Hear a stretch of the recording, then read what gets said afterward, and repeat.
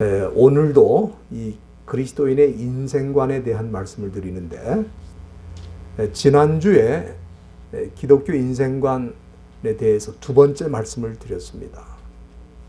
우리가 이 기독교에서 인생을 어떻게 보느냐 하는 문제인데, 성경은 우리가 주의 뜻을 행하는 존재다. 우리 인간은 누군가? 그럴 때에 주의 뜻을 행하는 존재다. 그렇게 보고 있습니다.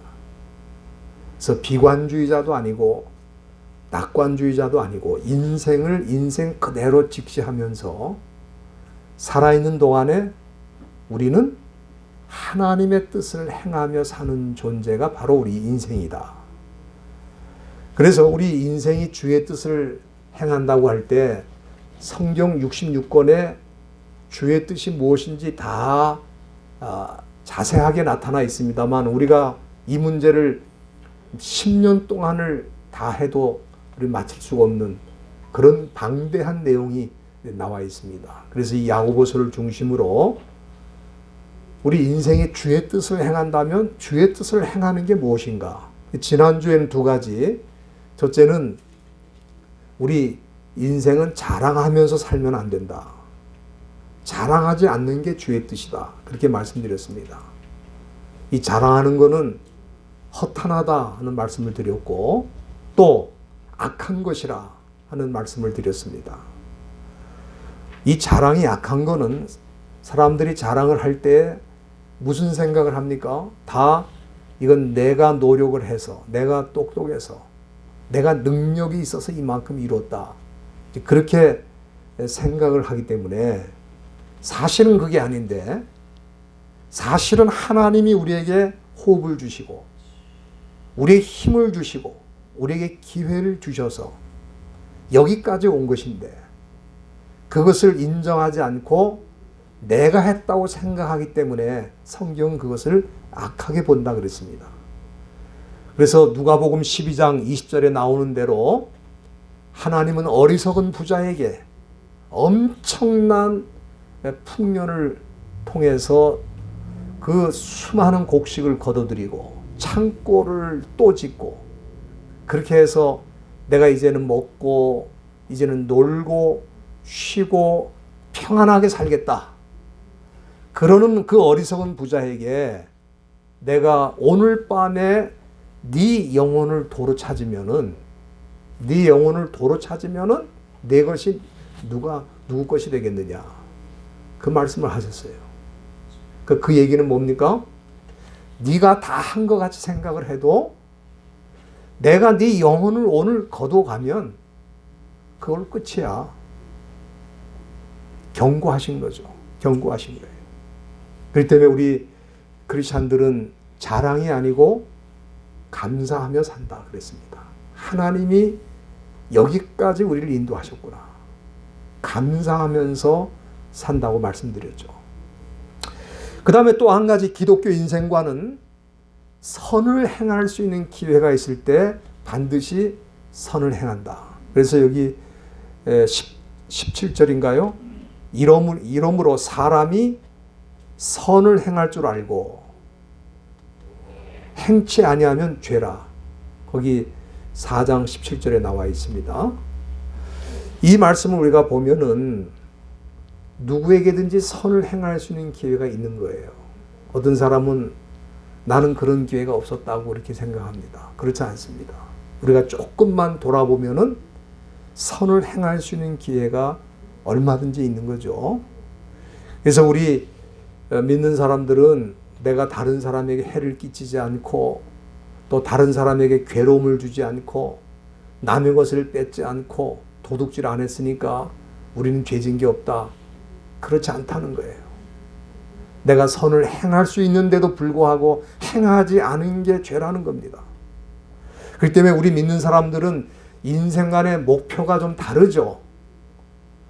이 세상 사람들은 내가 법대로만 행해도 나는 괜찮게 산 사람이다. 그렇게 생각을 할 겁니다. 그러나 우리 믿는 사람들은 그 정도가 아니라 내가 선을 행할 수 있을 때 행하지 못한 게 내가 죄를 지은 것이다. 그렇게 생각하고 기회가 있을 때 우리는 선을 행한다.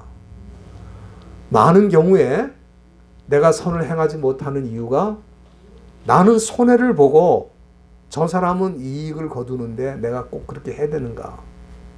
그런 생각을 하기 때문에 그렇죠.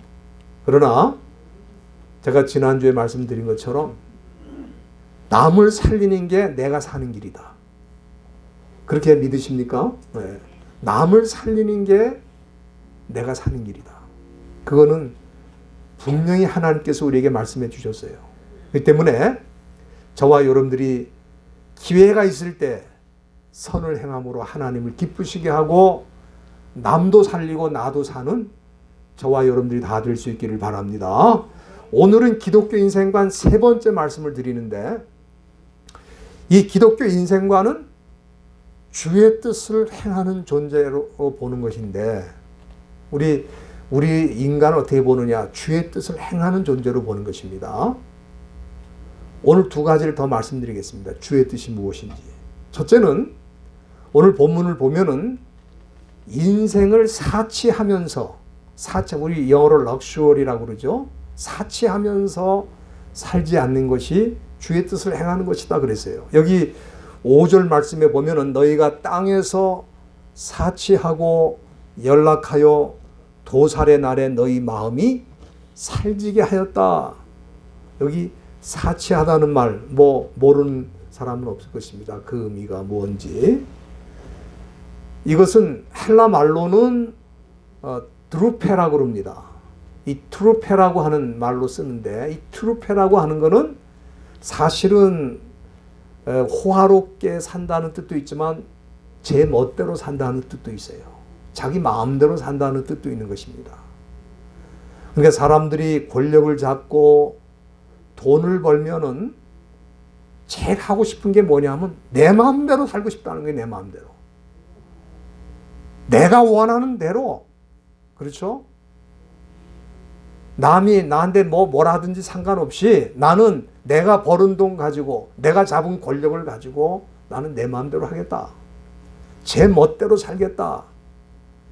그래서 이 사치한다고 하는 것은 제 멋대로 산다는 뜻이 있다는 걸 여러분들이 기억하셔야 되겠습니다. 그러면 사람들이 왜 이렇게 삽니까? 사람들이 이렇게 사는 이유는 돈을 너무 쉽게 벌었거나 불이한 방법으로 부자가 돼서 그런 겁니다.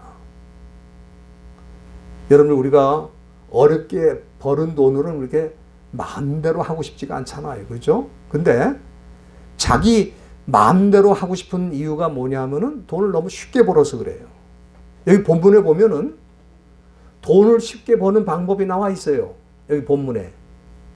뭐라고 나와 있냐면은 여기 4절 한번 보시기 바랍니다. 4절 보면은 보라 너희 밭에 추수하는 품꾼에게 주지 아니한 싹시 소리를 지르며 추수한 자의 우는 소리가 만군의 주의 귀에 들렸다 그랬습니다. 여기 부자가 되는 방법 간단하죠. 사람들을 일시키고 뭘 안 주는 거예요? 싹스를 안 주는 거예요.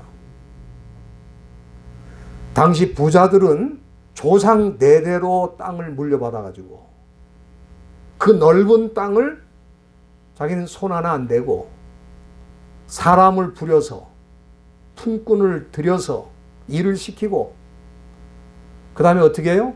돈을 안 주는 거예요. 돈을 안 줘.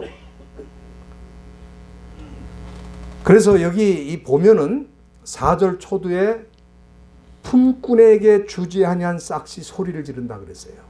당신은 주로 이 곡식으로 싹스를 주었습니다. 그렇죠? 그런데 그 곡식을 주질 않고 밭에 쌓아놓으니까 그 곡식이 소리를 지른다는 거예요. 뭐라고 소리 질렀겠습니까? 빨리 주라, 빨리 주라. 그리고 소리를 질렀겠죠. 예? 그런데 거기서 끝나는 게 아니고 4절 중간에 보면은 추수한 자의 우는 소리가 만군의 주 하나님 귀에 들렸다 그랬습니다. 여러분들 하나님의 귀에 들렸다는 건 심각하죠. 일꾼이 싹스를 받아야 웨이지, 임금을 받아야 자기 집에 가서 애들도 먹이고 가족들이 사는데 열심히 일하고 땀 흘렸는데도 돈을 못 받는 거예요. 그러니까 하나님께 기도할 수밖에 없어요. 하나님 앞에 부르짖을 수밖에 없어요. 하나님께 부르짖어 가지고 그 소리가 하나님 귀에 들렸다. 이거 하나님의 심판을 피할 길이 없는 거죠. 하나님의 귀에까지 들렸기 때문에 이거 아주 심각한 겁니다. 사람들이 땀 흘리고 열심히 일하고 정직하게 일해서 버는 돈으로는 사치하면서 살고 싶은 마음이 들질 않아요. 제가 신문에 보니까 우리 한국에는 1살짜리, 이제 태어나서 1살입니다. 1살짜리가 재산이 9억이야. 재산이 9억. 그리고 어느 회사의 사장의 아들은 11살인데 453억이 있습니다. 11살짜리인데 그 둘째는 8살인데 163억이 있어요. 또 어느 홈쇼핑 회사의 사장은 12살인데 170억을 가지고 있습니다. 여러분들은 지금 뭐 하고 계세요? 예? 지금 1살짜리, 8살짜리, 12살짜리가 수백억의 재산을 가지고 있습니다. 그러니까 아무 노력을 안 했는데 그냥 부자가 된 거예요. 땀을 흘렸습니까? 노동을 했습니까? 일한 게 아무것도 없는데 태어나자마자 그냥 부자가 되는 거예요. 우리는 이런 사람 보면 부러워할 수도 있습니다.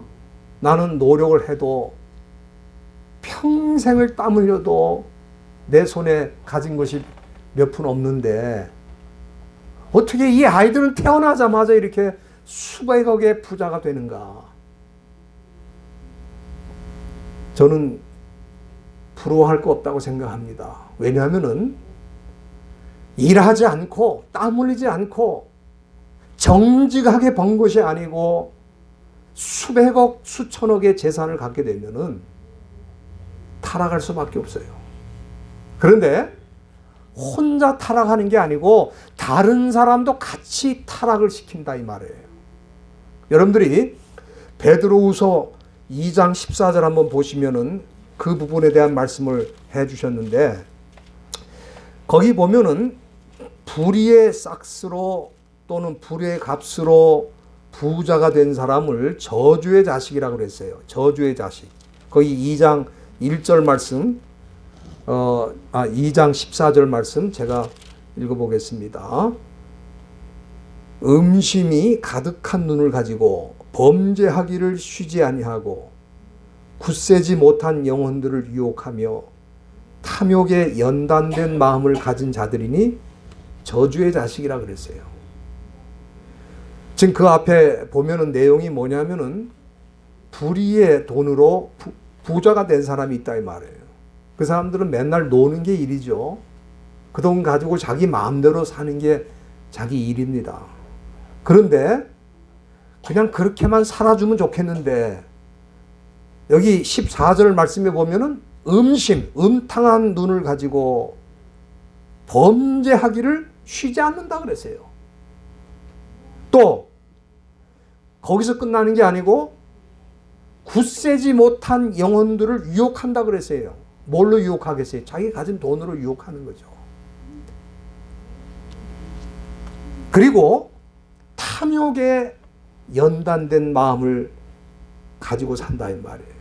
그래서 그 돈이 많은 게 축복이 아니고 저주를 받은 거다 그랬어요. 저주의 자식이라. 돈 없었으면 그렇게 안 살거든요. 그러니까 우리가 이렇게 돈이 일도 안 하고 그저 앉아서 벼락부자가 된 사람을 부러워할 일이 하나도 없다 이 말이에요. 오늘 본문에 보면은 1절 말씀에 들으라 부한 자들아 너에게 임할 고생을 인하여 울고 통곡하라 그랬습니다. 이 고생이라는 말을 우리가 하도 많이 쓰니까 그저 그런 뜻인가 보다 그렇게 생각하는데 사실 여기 이 고생이라는 말은 탈라이 포리아라고 하는 그런 말인데, 이 탈라이포리아는 뭐냐면은 아주 그 비참한 상태를 의미하는 것입니다. 미저리라고 그러죠. 영어로 미저리. 엄청나게 비참한 거예요. 그러니까 그냥 이렇게 고생하는 게 아니고, 이 부자들이 앞으로 당할 고생은 뭐냐면은 그는 비참한 고생을 하는 거예요. 비참한 상태로 들어간다는 거예요. 그럼 거기 3절 말씀에 보면 그 비참한 상태가 뭐냐면은 여기 중간 3절 중간에 뭐라 그랬습니까? 불같이 너희 살을 먹으리라 그랬습니다. 무엇이 그 사람들의 살을 먹는가? 쌓아놓은 재물에서 녹이 나오는데, 여기 3절 초도에 보면은 금과 은이 녹슬었다. 또 2절에는 재물이 썩었다. 아니, 어떻게 돈이 많으면은 금과 은이 녹슬 정도로 많은 거예요. 예? 재물이 썩을 정도로 많아요. 그러면은 이렇게 금과 은이 녹슬고 재물이 썩을 정도로 그렇게 많은데, 이 돈이 다 어디서 나온 겁니까? 일꾼에게 일을 시키고 품삯을 안 주고 쌓아놓은 거라 이 말이에요. 그러면은 이렇게 쌓아놓으면 그 사람이 행복하고 이 사람이 참 누구보다도 즐거운 인생을 살아야 될 것 같은데, 얼마 후에는 그 재물이 썩고 그 은이 썩고 그 금이 썩으면서 나오는 녹으로 그 사람이 다 불타서 너희 살을 먹을 것이다. 그렇게 말씀했어요. 얼마나 떼먹었으면 그렇게 녹이 쓸 정도로 재물을 쌓아놓겠어요. 옛날에는 뭐 다 그런 거 아닙니까? 은행에 갖다 저장하는 게 아니니까. 예. 저는 우리 예수 믿는 사람들도 얼마든지 부자가 돼야 된다고 믿습니다. 예. 부자가 되는 게 나쁜 일은 아니에요. 성경에 보면은 부자가 돼도 이런 부자가 되라 그랬어요. 기준이 있어요. 우리 예수 믿는 사람들이 부자가 되는 그 기준이 있어요. 어떤 기준이냐 하면은, 여러분들이 디모데전서 6장에 보면은 우리 믿는 사람들도 부자가 돼야 되는데 어떤 부자가 돼야 되느냐 하는 그 내용이 거기 나와 있습니다. 6장 먼저 17절에 보면은 우리 하나님께서 이런 부자가 되기를 원합니다. 그건 뭐냐면은 아무리 많아도, 여기 17절에 네가 이 세대의 부한 자들을 명하여 그랬습니다. 마음을 높이지 말고 정함이 없는 재물에 소망을 두지 말고 오직 우리에게 모든 것을 후히 주사 누리게 하시는 하나님께 두며. 그러니까 이 성경적인 부자는 재물이 아무리 많아도 소망을 어디에 둔다고요? 재물이 아니고 하나님께만 두는 사람이 진정한 부자라 이 말이에요. 왜? 그 사람이 지금 가지고 있는 그 모든 것은 하나님이 후히 주시고 하나님께서 그에게 맡기신 거라 이 말이에요. 그러니까 재물이 아무리, 돈이 내 손에 아무리 많아도 그 돈에다가는 소망을 두지 않는다는, 이게 참 쉬운 게 아니죠. 부자들은 재물에다 소망을 두잖아요. 자기가 가지고 있는 재물이 자기 힘이고, 예? 재물이 자기를 보호한다고 생각하기 때문에 재물만 의지하는데, 기독교인의 부자는 재물이 아무리 많아도 소망은 누구한테? 하나님께만. 그러니까 저는 그렇게 생각합니다. 내가 하나님께만 소망을 둘 수 있으면 그 사람은 하나님 반드시 부자로 만들어줘요. 하나님이. 근데 그럼 왜 그러면 나는 이렇게 가난하냐? 그 이유가 있어요. 그 사람은 재물이 많으면 하나님을 떠날 사람이야. 제가 이렇게 이 세상 사는 사람들 보면은 재물인데도 하나님을 믿는 사람이 이렇게 많지 않더라고. 사실은 재물을 의지하지 하나님을 의지하지 않아요. 그러나 우리가 정말 재물이 많아도 하나님만 의지할 수 있다면 그 사람은 진정한 복을 받은 사람이에요. 두 번째는 여기 18절에 보면 어떤 부자가 돼야 되냐면, 우리 믿는 사람들은 선한 일을 행하고 선한 사업에 부하고 나눠주기를 좋아하고 동정하는 자가 되게 하라. 그러니까 부자가 돼서 하나님이 나에게 맡겨주신 많은 것들을 선한 사업에 쓰고 나눠주기를 좋아하고 다른 사람들을 도와주고 동정하는 일에 쓰는 사람은 그건 진정한 부자라는 거예요. 그런데 우리가 본문 야고보서로 돌아와서 이 야고보서에 나오는 부자는 어떤 부자입니까?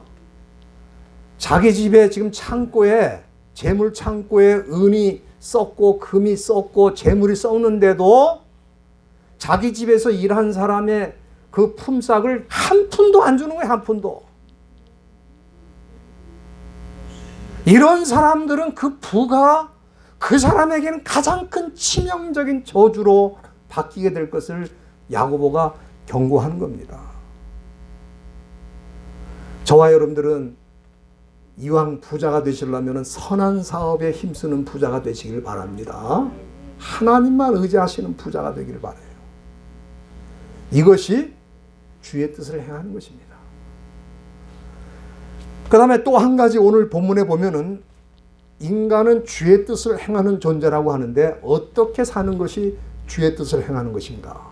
그거는 다른 사람에게 죄를 뒤집어 씌우거나 고통을 주는 인생을 살지 않는 것이 주의 뜻이라는 거예요. 오늘 이 본문 6절에 보면은 너희가 옳은 자를 정죄하였도다. 또 죽였도다. 그는 너희에게 대항하지 않았다 그랬어요. 여기 이 말씀 보면은 이 사람들이 뭔가 잘못해서 죽인 게 아니고 여기 분명히 나와 있잖아요. 너희에게 대항하지 않았다는 거예요. 별로 잘못한 게 없어요. 아마 우리가 이 문맥을 볼 때, 야고보서 문맥을 볼 때 이거는 부자들이 품꾼을 죽인 게 아닌가 그렇게 생각이 됩니다. 왜냐하면은 부자들이 품꾼을 부리고 돈을 안 주니까 그 사람들이 가서 그랬을 거 아니면 내가 이렇게 땀 흘리고 열심히 일했는데 왜 품삯을 안 주느냐. 그런데 그렇게 와서 달라고 그러면 줘야 될 텐데 내가 보기에 이 부자들이 어떻게 했습니까? 오히려 그 품꾼들에게 죄를 뒤집어 씌워가지고 그 사람들이 마치 폭동을 일으킨 것처럼 해가지고 죽였을 거예요. 그렇기 때문에 여기 6절에 옳은 사람을 정죄하고 죽였다는 거예요.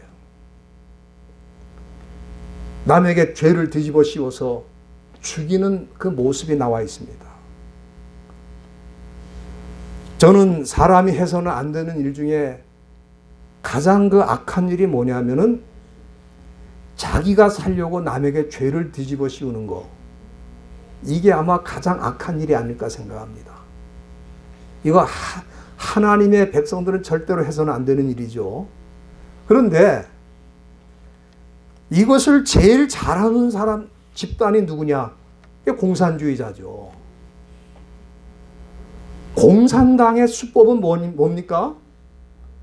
다른 사람에게 죄를 뒤집어 씌우는 걸 잘하는 거예요. 그 자아 비판이라는 게 그런 거 아닙니까? 이제 6.25가 다가오는데 지금 6.25를 지금 어떻게 지금 설명하냐 하면은 남쪽에서 미국하고 북한을 쳐들어온 거라는 거예요. 지금 그렇게 배우고 있어요. 애들이. 그래 지금 이게 얼마나 엄청난 지금 역사의 왜곡입니까? 그러니까 이거는 지금 대한민국도 그렇고 지금 미국도 그렇고 지금 이 공산주의의 사상을 받은 사람들이 지금 이런 일들을 지금 역사 왜곡을 시키는 작업을 엄청나게 지금 진행하고 있습니다.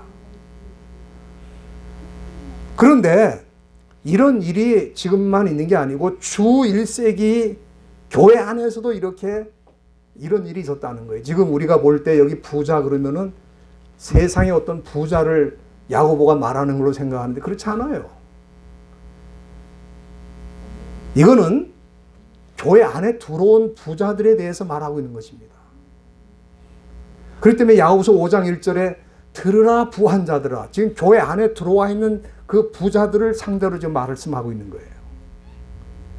여러분들, 우리가 예수님을 십자가에 못 박았는데 누가 십자가에 못 박았습니까?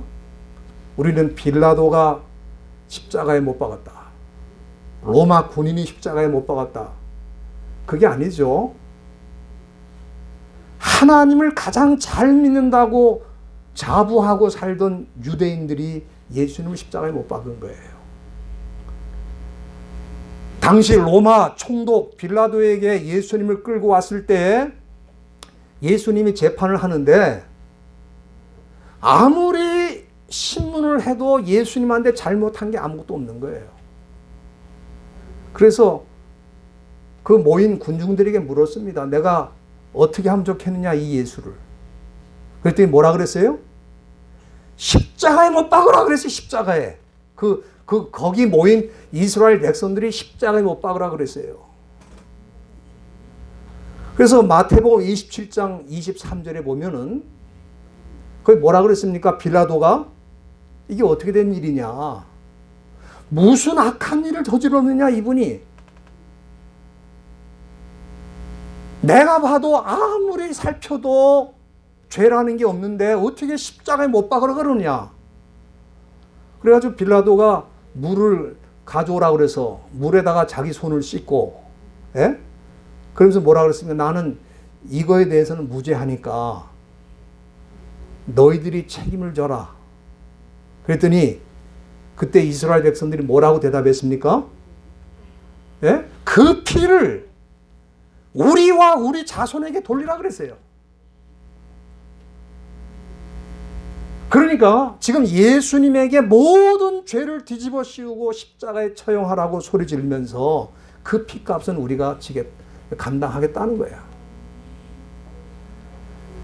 그래서 그 이후에 2000년 동안 이스라엘 민족이 나라를 뺏기고 전 세계에 떠돌이 생활하면서 가는 데마다 핍박을 당하고 죽임을 당하고, 2차 세계대전 때에는 600만 명이 학살을 당하는 엄청난 일이 왜 있었느냐.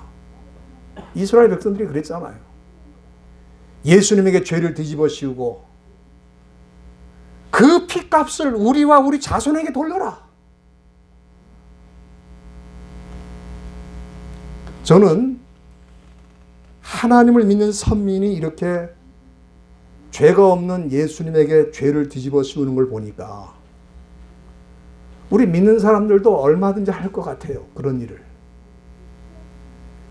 여기 농부들을 일을 시키고 땀 흘리게 하고 수고하게 하고 품삯을 주지 않고 재물이 썩고 녹슬 정도로 쌓아놓고 사치하고 방탕하며 사는 사람이 누구냐 이 말이에요.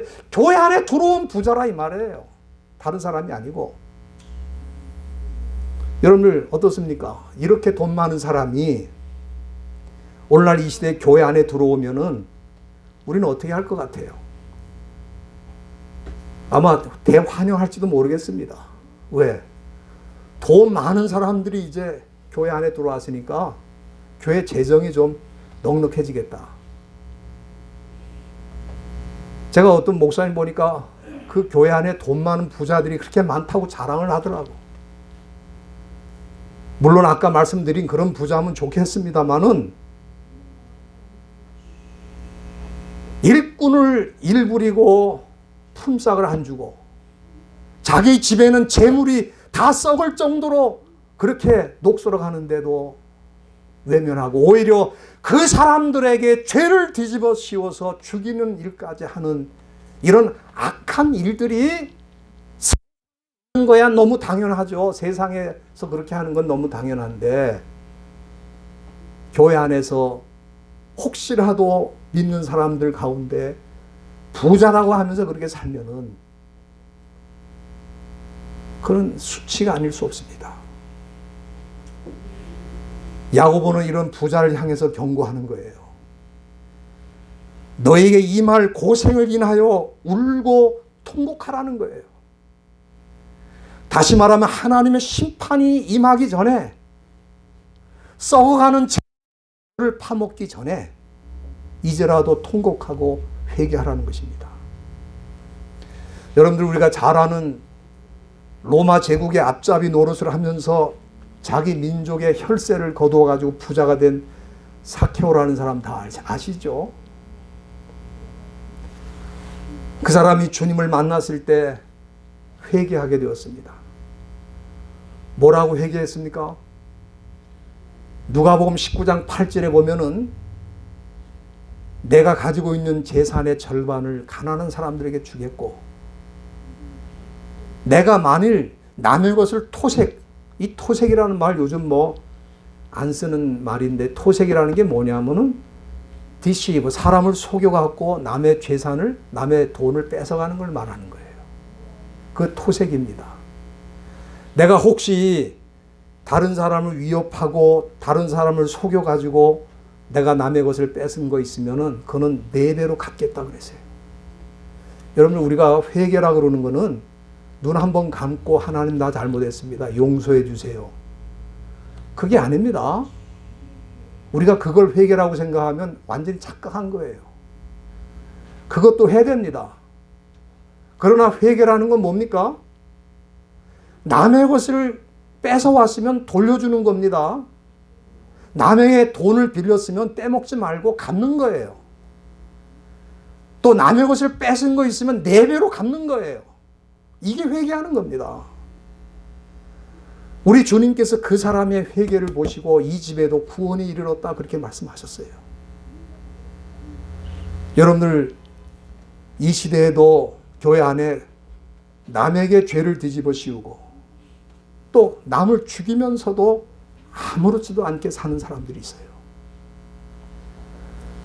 요즘은 그러지 않습니까? 사람들이 돈 많은 사람이 양반이라 그래요. 왜? 돈을 가지고 교회 안에 들어와서 많은 헌금을 내고 그렇게 하면은 목사를 흔들기도 하고 교인을 흔들기도 하고 교회를 흔들기도 해요. 왜? 내가 이 교회를 떠나면 이 교회 재정이 어떻게 되겠습니까? 목사님한테 협박을 하는 거예요. 저는 우리 교회에 그런 부자가 많지 않아서 너무 감사를 합니다. 예. 저를 협박할 사람은 없잖아요. 예? 그런 사람 몇 사람이 얼마든지 교회를 휘저을 수가 있는 거예요. 그럼 왜 이 사람들이 이렇게 되었는가? 바로 기독교 인생관입니다. 교회가 인생관 교육을 시키지 않는 거예요. 기독교인이 가지고 있어야 되는 뷰 오브 라이프, 인생을 어떻게 보느냐에 대해서 교회가 제대로 가르쳐주지 않기 때문에 인생관이 무너진 상태로 기독교인이 되어 있는 거예요. 저는 야고보가 이 문제에 대해서 이렇게 정확하게 지적한 것을 감사합니다. 왜냐하면 이제라도 회개할 수 있는 기회를 얻고 내가 지금까지 인생을 잘못 살았다면 정리를 하고 내가 이제부터는 바로 살아야 되겠다, 그런 생각을 가질 수 있도록 이 야고보가 우리에게 이 귀한 말씀을 남겨준 거예요. 오늘 이 말씀을 통해서 우리가 기독교인은 어떤 인생관을 갖느냐 그럴 때 주의 뜻을 행하는 존재로 사는 게 우리의 인생관이다. 오늘 2가지 말씀을 더 드린 것입니다. 첫째는 아무리 부자라도 인생을 사치하지 말고 오히려 선한 부자가 되어서 하나님께만 소망을 두고 다른 사람에게 나눠주고 하나님의 나라를 위해서 아낌없이 쓰고, 그리고 2번째는 자기가 살기 위해서 남을 죽이고 남을 정죄하고 고통을 주는 그런 인생을 내가 살지 않겠다, 그런 결심을 가지고 사는 게 주의 뜻을 행하는 것입니다. 저는 그렇게 생각합니다. 혹시 저와 여러분들이 이 짧은 인생을 사는 동안 부자가 되었다면은 이미 야고보가 우리에게 경고를 했잖아요. 우리 인생은 안개와 같다 그랬어요. 영원히 사는 게 아니고 잠깐 살다 보면 인생이 다 저문 거예요. 여기 우리 어르신들이 많이 있습니다만은, 예? 여기 우리 최 권사님한테도 한번 물어보세요. 20대 꽃다운 소녀 시절이 있었을 텐데 어쩌다가 이렇게 93세가 되셨습니까? 물어보면은 나도 몰라 그냥 갔어. 그렇게 말씀하실 거예요. 그렇게 빨리 가는 겁니다. 그러니까 내가 이렇게 좋은 일 하기도 짧은 인생인데, 선한 일 하기도 짧은 인생인데, 그 짧은 인생 사는 동안에 하는 일이 뭡니까? 돈 많다고 그 돈 가지고 사치하고 자기 멋대로 자기 마음대로 살고 다른 사람에게 죄를 뒤집어서 씌워서 죽이고, 그런 일을 하다가 어느 날 내 인생이 끝나버리면 그 얼마나 허무하겠어요. 그렇기 때문에 기독교인이 된다는 것은 바른 인생관을 갖는 겁니다. 저와 여러분들이 그런 성경적인 인생관을 가지시고 의미 있게 사시다가 주 앞에 서시기를 주님의 이름으로 부탁드립니다. 기도하시겠습니다.